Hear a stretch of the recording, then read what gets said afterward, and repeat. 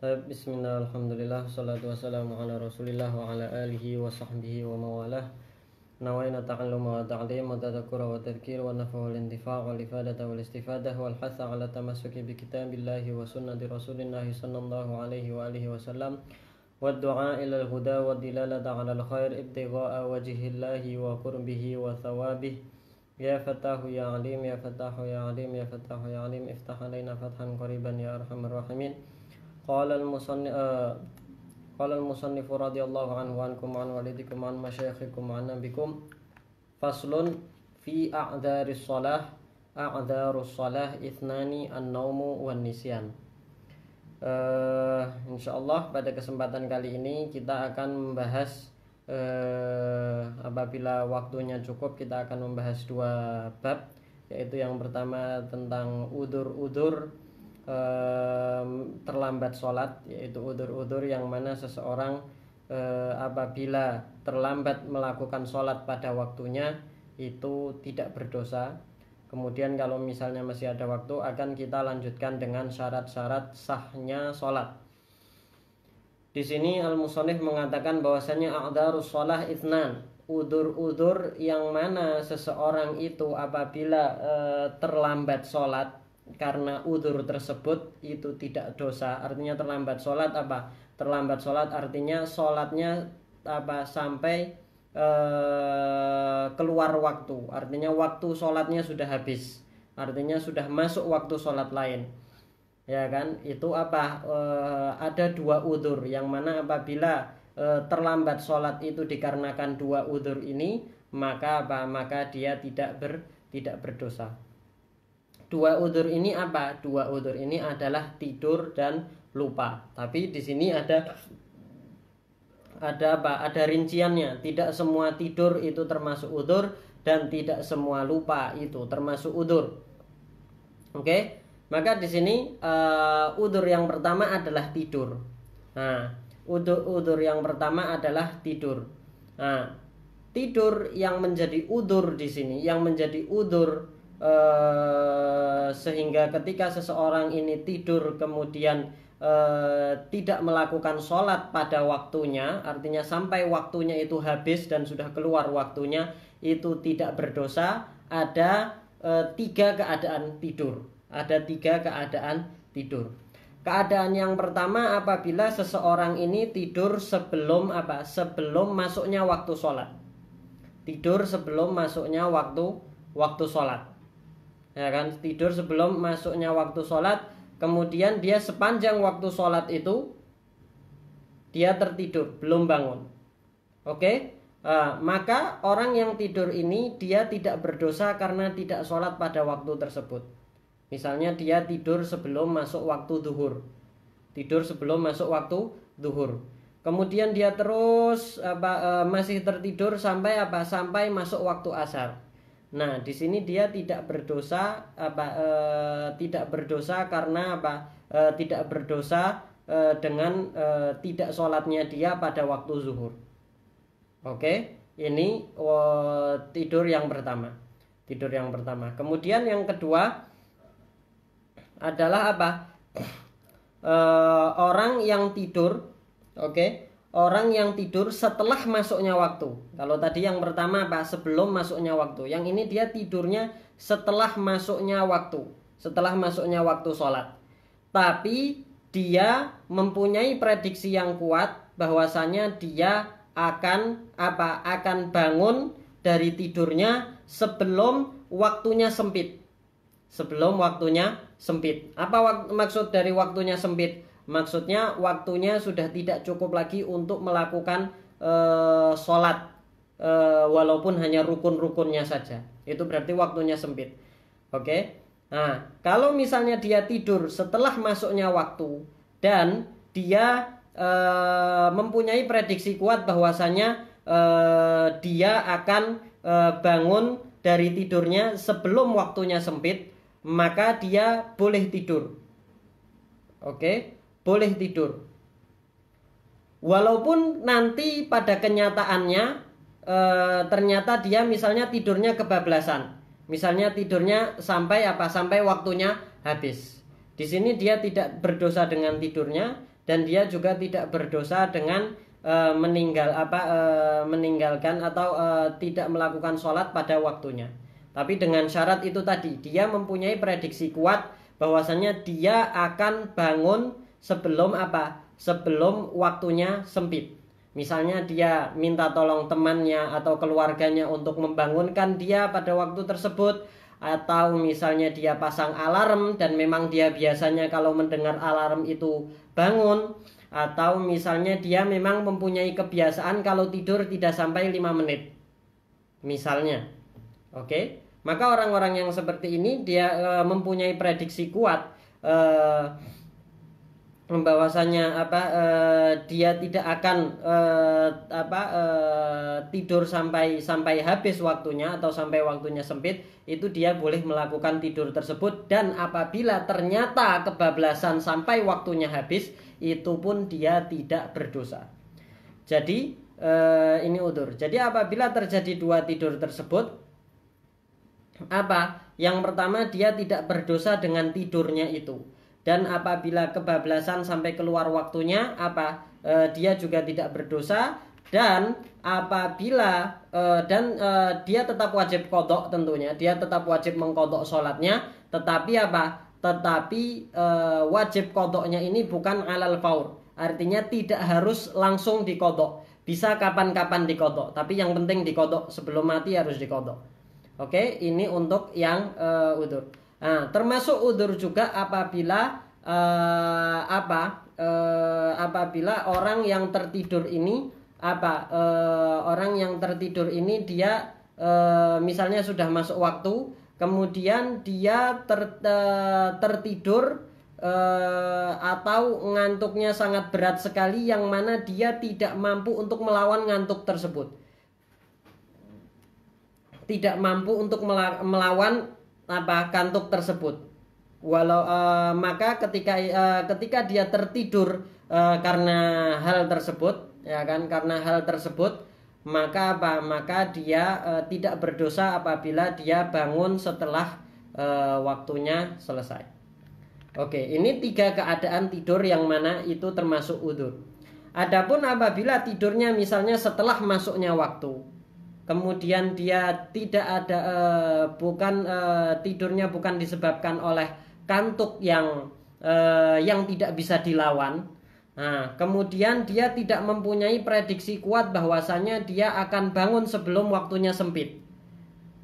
Misalnya dia biasanya kalau tidur lama dan dia tidak meminta orang untuk membangunkan dan tidak memasang alarm.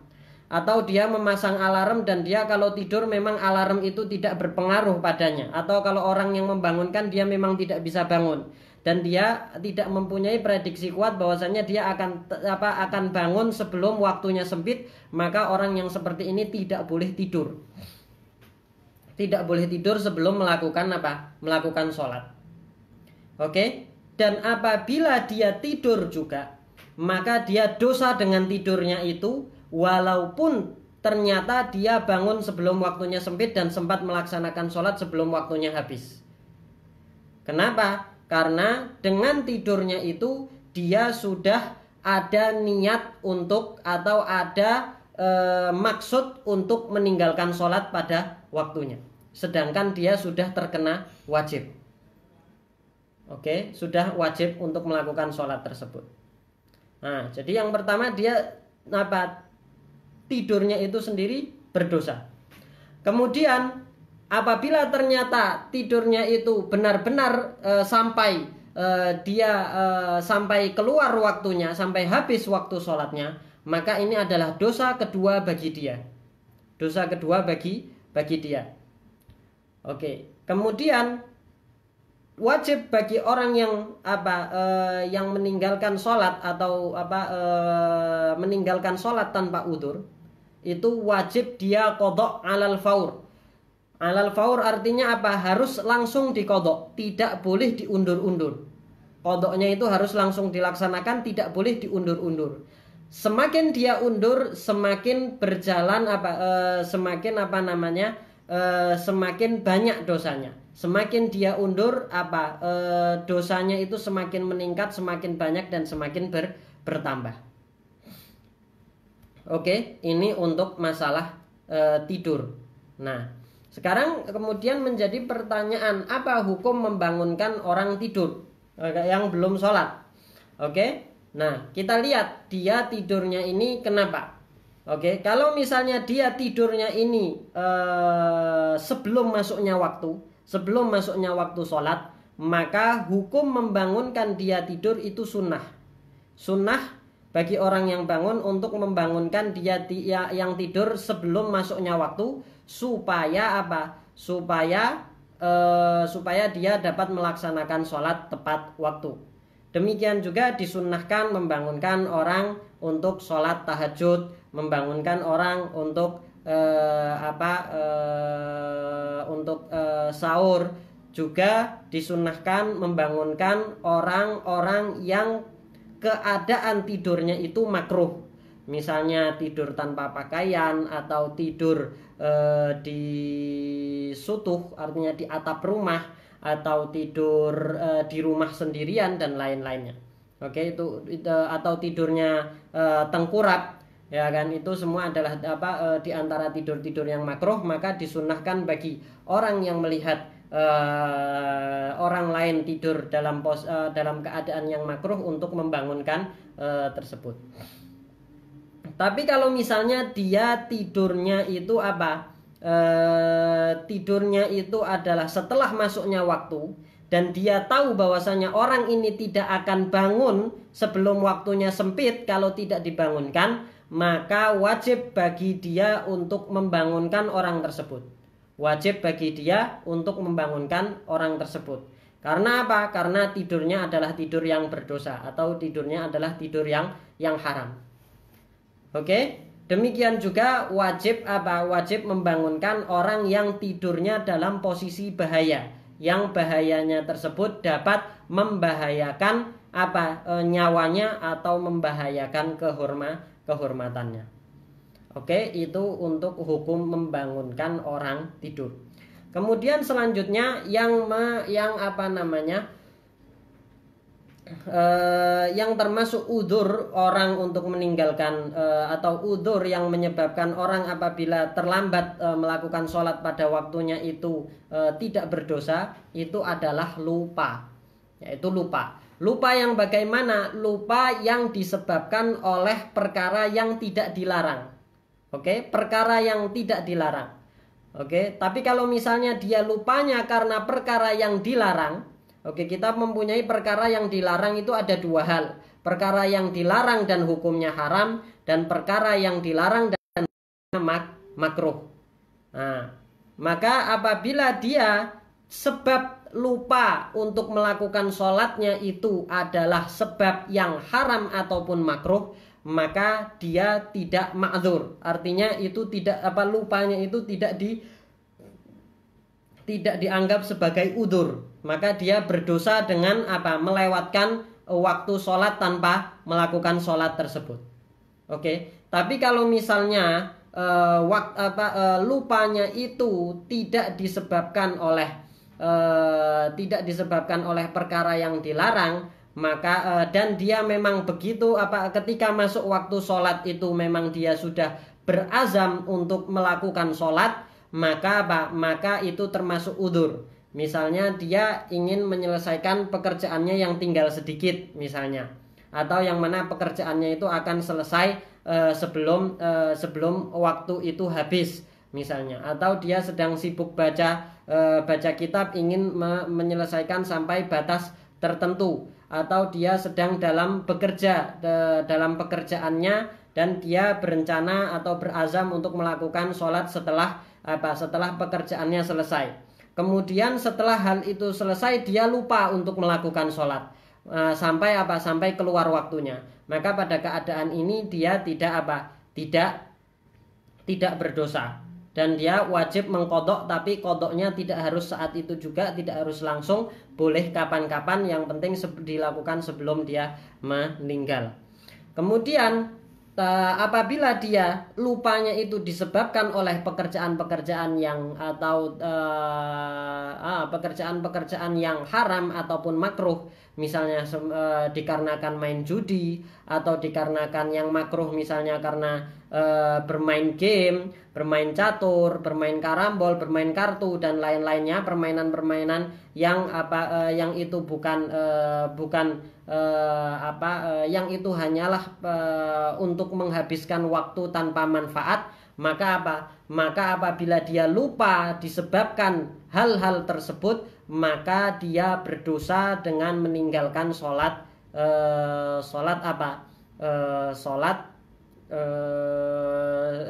sholat pada waktunya. Oke, dia berdosa dan dia wajib langsung mengqadha sholat tersebut ketika dia ingat. Oke, jadi untuk masalah lupa ini supaya dia jadi udzur disyaratkan 2 syarat. Yang pertama, dia harus begitu masuk waktu dia harus berazam untuk melakukan sholat tersebut. Dan lupanya itu bukan disebabkan oleh pekerjaan yang haram ataupun yang makruh. Oke, itu masalah perkara-perkara atau udzur-udzur yang mana apabila disebabkan dengan udzur ini seseorang itu tidak melakukan sholat pada waktunya, itu tidak berdosa. Kemudian selanjutnya kita akan masuk ke syarat sahnya sholat. Qal faslun syurutus sholati tsamaniyah, taharatul hadatsain wa taharah anin najasati fi tsaubi wal badan wal makan wa satril aurah wa istiqbalil qiblah wa dukhulil waqti wal ilmu bi fardiyatiha wa alla ya'taqida fardhan min furudiha sunnah wa ijtinabul mubtilat. Al ahdatsu ithnani asghar wa akbar, fal asgharu ma aujabal wudu wal akbar ma aujabal ghusl. Aqsamul aurat, al auratu arba', auratur rajul mutlaqan wal amatu fis shalah auratur rajul mutlaqan wal amatu fis shalah ma baina surrati wa rukbah, wa auratul hurrati fis shalah jami'u badaniha ma siwal wajhi wal kafain, wa auratul hurrati wal amati 'indal ajanib jami'ul badan, wa 'inda maharihima wan nisa ma bainas surrati war rukbah. Jadi ini adalah matan untuk masalah syarat-syarat sahnya sholat. Oke, jadi disebutkan di sini bahwasanya syarat sahnya sholat itu ada 8. Yang pertama apa? Yang pertama taharatul hadatsain, yaitu suci dari 2 hadas. 2 hadas itu adalah hadas besar dan hadas kecil, akbar dan asghar. Apa itu hadas besar? Apa itu hadas kecil? Hadas besar itu adalah hadas yang menyebabkan seseorang itu wajib mandi. Hadas kecil itu yang menyebabkan seseorang itu wajib wudu. Oke. Nah, jadi seseorang harus melakukan bersuci dari hadas dengan air, dan apabila tidak mampu menggunakan air maka dengan debu. Dan bagi yang tidak menemukan air dan juga tidak menemukan debu, maka dia tetap wajib melakukan sholat, ya kan? Dia tetap wajib melakukan sholat lihurmatil waqt. Apa maksud lihurmatil waqt? Lihurmatil waqt maksudnya adalah supaya waktu sholat itu tidak terlewatkan tanpa dia melakukan sholat pada waktu tersebut.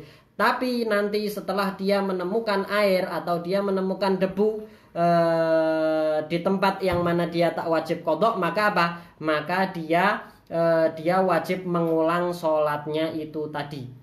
Oke, adapun daimul hadas, adapun orang yang selalu hadasnya keluar seperti salisul baul atau salisul mani, yaitu orang yang air kencingnya selalu menetes atau air maninya selalu menetes, atau perempuan yang dalam keadaan istihadah, mereka tetap boleh melakukan sholat,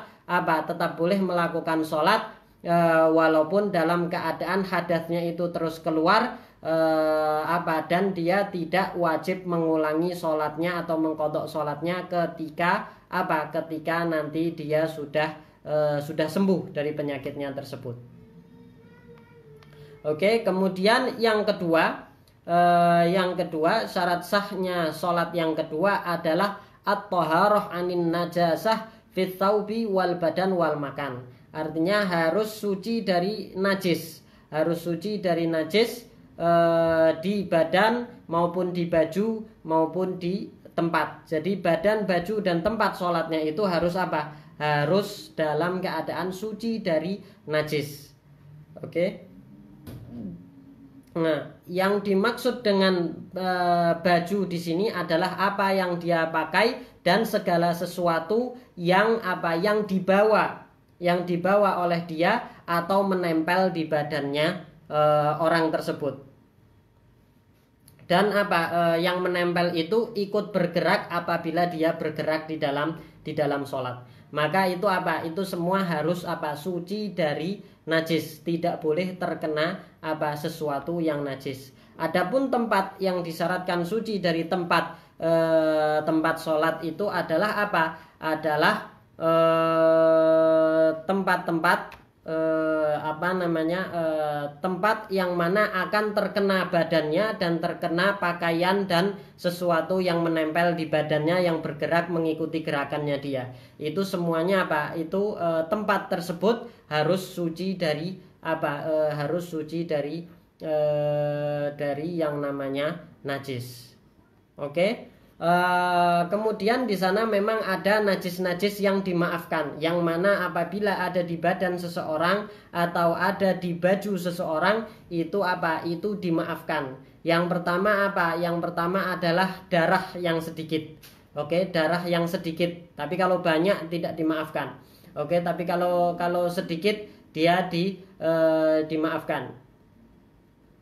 Kemudian kemudian juga tanah atau tanah yang ada di jalanan atau air yang ada di jalanan yang kita yakin bahwasanya air itu najis, walaupun najisnya itu adalah najis mughalladhah, itu juga termasuk yang dimaafkan di baju dan di badan. Kemudian adapun untuk tempat, untuk tempat itu yang dimaafkan adalah kotoran burung. Ya kan, kotoran burung dengan syarat sulit untuk apabila dia memenuhi tempat yang akan kita lakukan sholat di dalam tempat tersebut. Misalnya sebagian masjid ada banyak kotoran burung di sana. Itu kita tetap boleh sholat di atas tempat tersebut dengan syarat dengan syarat yang pertama, sulit untuk dihindari kotoran burung tersebut. Sulit untuk dihindari. Kemudian juga tidak ada kesengajaan untuk sholat di atas kotoran tersebut. Kemudian juga kotoran tersebut atau badan atau baju yang akan terkena kotoran tersebut dalam keadaan kering. Dalam keadaan kering. Kemudian selanjutnya yang termasuk tentu ini masalah najis kita sudah jelaskan sebelumnya di perkara najis, hal-hal yang dianggap sebagai najis dan bagaimana membersihkannya. Demikian juga untuk hadas besar dan hadas kecil itu kita juga sudah jelaskan sebelumnya, dan bagaimana bersuci dari kedua hadas tersebut. Kemudian syarat selanjutnya adalah satrul aurah, yaitu menutup aurat. Menutup aurat. Nah, menutup aurat. Sekarang kita perlu mengetahui apa sih aurat itu atau apa itu batasan-batasan aurat. Apa itu batasan-batasan aurat? Apa itu aurat? Aurat itu adalah bagian tubuh yang wajib ditutup, ketika sholat dan haram dilihat oleh lawan jenis atau oleh orang lain secara umumnya. Yaitu yang dibahas di bab nikah. Di bab nikah di sana ketika membahas masalah lamaran akan dibahas di sana apa yang boleh dilihat dan apa yang tidak boleh dilihat. Yaitu di situ ada pembahasan aurat. Tapi kita akan sebisa mungkin membahas itu semuanya. Untuk aurat laki-laki.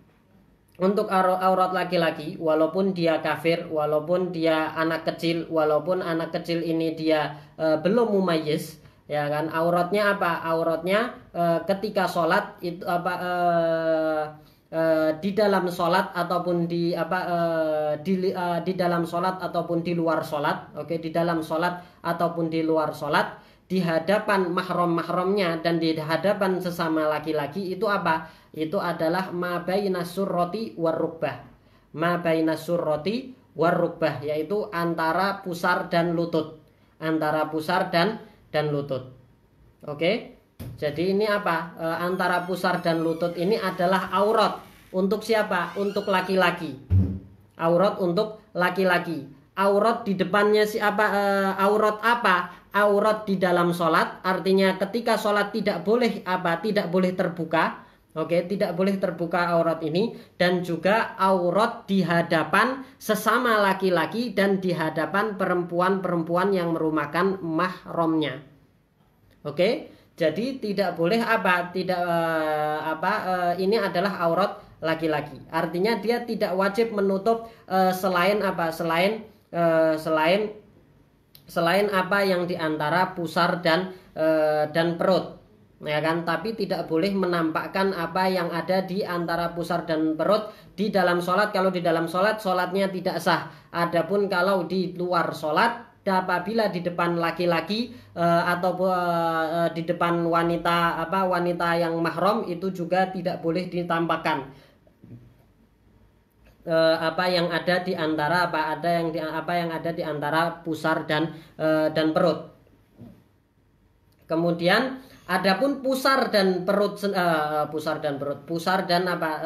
lutut, ya. Adapun pusar dan lutut itu sendiri sebenarnya itu bukan aurat, tetapi tetap wajib ditutup supaya kita yakin bahwasanya semua bagian paha dan bagian di bawah pusar dan yang ada di atas lutut itu semuanya tertutup. Jadi tidak boleh kita di hadapan laki-laki lain ataupun di hadapan perempuan yang mahram menampakkan sebagian dari paha atau menampakkan sebagian dari apa yang ada di bawah pusar. Oke, sebagaimana yang banyak terjadi, itu tidak boleh.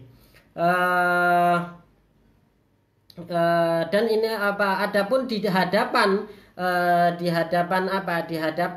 wanita yang bukan mahram, di hadapan wanita yang bukan mahram itu aurat laki-laki adalah seluruh tubuhnya.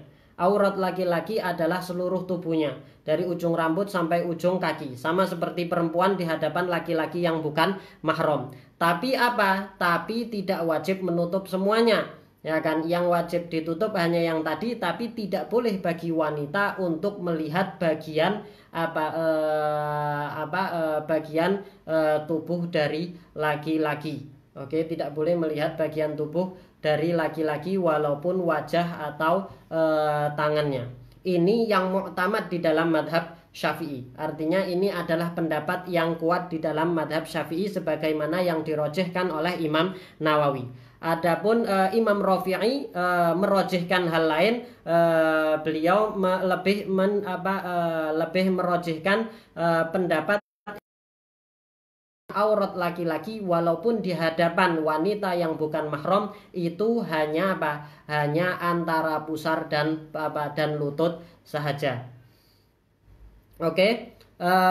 Kemudian adapun apabila laki-laki ini dia sedang sendiri di suatu ruangan, tidak ada orang lain, tidak ada laki-laki lain, oke, dan dia hanya sendiri walaupun ada di dalam kamar mandi, itu auratnya adalah auratnya adalah kedua kemaluannya, yaitu kemaluan depan dan kemaluan belakang. Oke, itu harus ditutup. Tidak boleh membuka kemaluan walaupun dia dalam keadaan sendiri, kecuali untuk suatu hajat atau untuk suatu keperluan seperti misalnya mandi, itu masih dianggap hajat. Tapi kalau misalnya wudhu dalam keadaan telanjang bulat tanpa menutup kemaluan, itu haram hukumnya. Itu haram hukumnya karena karena kemaluan tersebut tidak boleh dibuka apabila tidak ada keperluan untuk membukanya, dan tidak ada keperluan untuk membuka aurat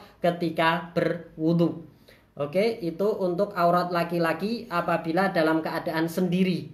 Oke, adapun apabila di hadapan istrinya, demikian juga istri di hadapan suaminya, maka tidak ada aurat yang harus ditutupi. Tidak ada aurat yang harus ditutupi. Hanya saja makruh bagi suami atau istri untuk melihat dengan mata kepalanya melihat atau melihat kemaluan istrinya atau kemaluan suaminya tanpa ada keperluan. Oke, tanpa ada keperluan. Nah, ini tadi aurat siapa? Aurat laki-laki. Adapun aurat perempuan, oke, aurat perempuan di dalam sholat, aurat perempuan di dalam sholat itu apa? Seluruh tubuh dari ujung rambut sampai ujung kaki, kecuali apa? Kecuali wajah dan dan tangan. Oke, kecuali wajah dan tangan. Oke, wajah bagian mana yang aurat? Sama seperti yang kita jelaskan ketika membahas masalah wudhu, yaitu batasan muka, yaitu batasannya adalah tempat tumbuhnya rambut dan dari tempat tumbuhnya rambut sampai sampai akhir rahang, artinya sampai sini. Ini yang di bawah ini bukan aurat, maka apabila terbuka ketika sholat, ini membatalkan membatalkan sholat, ini yang di bawah ini, karena ini bukan termasuk muka. Ini bukan termasuk muka. Batasan muka hanya sampai hanya sampai akhir rahang sini, ya kan. Adapun lebarnya dari telinga sampai telinga ini tidak boleh terbuka. Nah, dan harus menutup apa yang apabila tidak tertutup akan terbuka sedikit dari auratnya. Artinya sebagian muka pun itu harus tertutup apabila jika tidak ditutup maka sebagian aurat akan terbuka. Oke, itu untuk aurat muka, muka yang boleh terbuka. Adapun tangan yang boleh terbuka adalah sampai pergelangan tangan. Oke, sampai pergelangan sampai pergelangan tangan. Maka pergelangan tangan ini yaitu al-qu' ini tempat mata tangan di sini itu juga termasuk yang harus ditutup. Ini adalah pergelangan tangan. Itu termasuk yang harus ditutup. Yaitu mana batasannya? Batasannya adalah mata tangan ini semuanya harus ditutup. Nah, itu tadi aurat wanita di ketika sholat. Oke, ketika sholat. Adapun aurat wanita di hadapan laki-laki yang bukan mahram,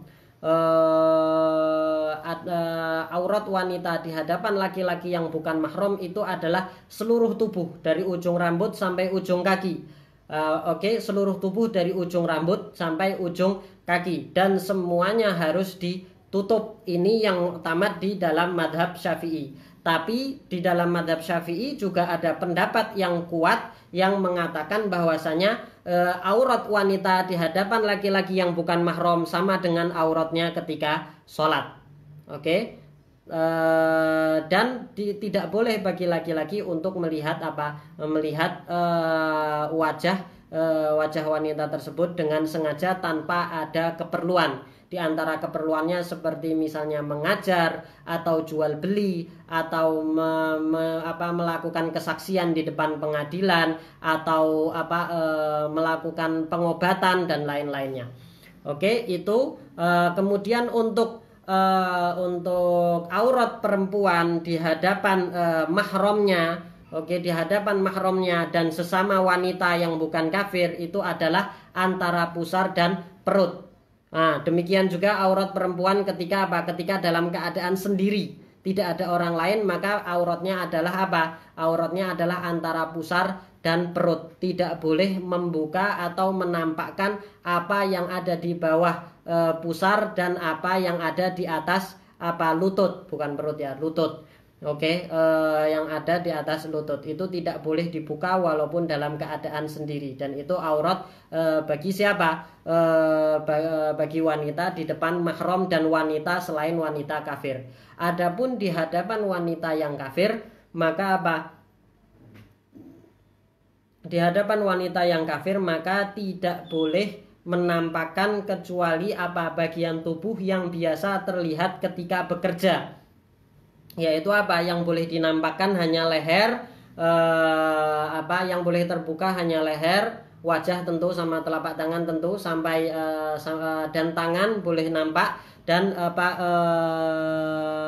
betis itu juga boleh nampak di hadapan wanita kafir. Tapi selain itu tidak boleh nampak di hadapan wanita kafir, karena wanita kafir kita tidak aman bahwasanya mereka akan menceritakan aurat para wanita muslim di hadapan laki-laki kafir atau laki-laki yang lain. Oke, itu tadi adalah untuk batasan-batasan aurat. Oke, sekarang bagaimana cara menutup aurat atau menutup auratnya itu dengan apa? Menutup auratnya itu dengan apa supaya supaya sah di dalam sholat, supaya dianggap sah menutup auratnya. Yang pertama harus menggunakan sesuatu yang berbentuk, ya, artinya dia jirem, harus berbentuk, bukan hanya athar, bukan hanya bekas, seperti misalnya warna. Apa artinya jirem? Jirem itu maksudnya yang apabila kita bisa kita pisahkan dari badan, bisa kita pisahkan dari badan, bisa kita pisahkan dari badan. Tapi kalau misalnya dia hanya bekas saja, tidak bisa kita pisahkan dari badan, ya kan? Seperti misalnya warna pacar, ya, atau warna henna, ya kan, warna henna atau warna bolpen, ya kan, itu tidak bisa kita pisahkan dari badan. Kalau kita korek-korek gini dia tidak terpisah dari badan, maka itu tidak menjadi tidak sah menjadi penutup aurat. Jadi di sini harus dengan jirem. Demikian juga tidak sah menutup aurat hanya dengan mematikan lampu, artinya menggelapkan ruangan, itu juga tidak bisa dijadikan penutup aurat. Itu tidak dianggap sebagai penutup tidak dianggap sebagai penutup aurat. Kemudian penutup aurat ini harus mengelilingi badannya, yang mana yang wajib ditutup itu adalah wajib ditutup dari atas dan dari samping. Adapun dari bawah itu tidak wajib ditutup, ya kan, dari atas dan dari samping. Artinya aurat kita tidak bisa dilihat dari atas dan tidak bisa dilihat dari samping. Walaupun bisa dilihat dari bawah itu tidak ada masalah. Maka barang siapa yang misalnya rukuk, kemudian bagian lehernya ini luas, kemudian ketika rukuk itu bagian lehernya itu turun, ya kan, kemudian apabila dia mau melihat pusarnya itu dia dapat melihat pusarnya, atau bagian yang ada di bawah pusarnya itu dapat dia lihat bagian bawah pusarnya, maka maka sholatnya ketika itu tidak sah. Karena karena dia dianggap belum menutup aurat, artinya masih ada aurat yang terbuka. Oke, maka hati-hati dalam hal tersebut. Amannya amannya sarung atau celananya itu diangkat sampai kemana? Sampai ke atas pusar, atau menggunakan leher yang rapat. Kemudian disyaratkan juga penutup auratnya ini harus menghalangi atau harus menutupi warna kulit, yang mana warna kulit tidak bisa nampak. Artinya orang yang melihat tidak tahu warna kulit di balik penutup tersebut warnanya apa, apakah hitam, apakah putih atau coklat. Tapi kalau misalnya dia kain tipis yang mana orang lain bisa melihat, di jarak yang biasa orang bicara dengan dia itu bisa melihat warna kulit di balik pakaian dia, maka itu belum sah untuk menjadi sebagai penutup aurat. Penutup aurat harus menutupi warna kulit, yang mana orang tidak dapat tahu apa warna kulit di balik penutup aurat yang digunakan. Oke. Nah, kemudian syarat sah selanjutnya adalah kita masih punya istiqbalul kiblah, kemudian dukhulul waqt. Oke. Karena waktu sudah habis, maka untuk sisa dari syarat-syarat sahnya sholat akan kita jelaskan di pertemuan selanjutnya insyaallah ta'ala. Wa sallallahu ala sayyidina Muhammadin wa ala alihi wa sahbihi wasallam wal afu minkum.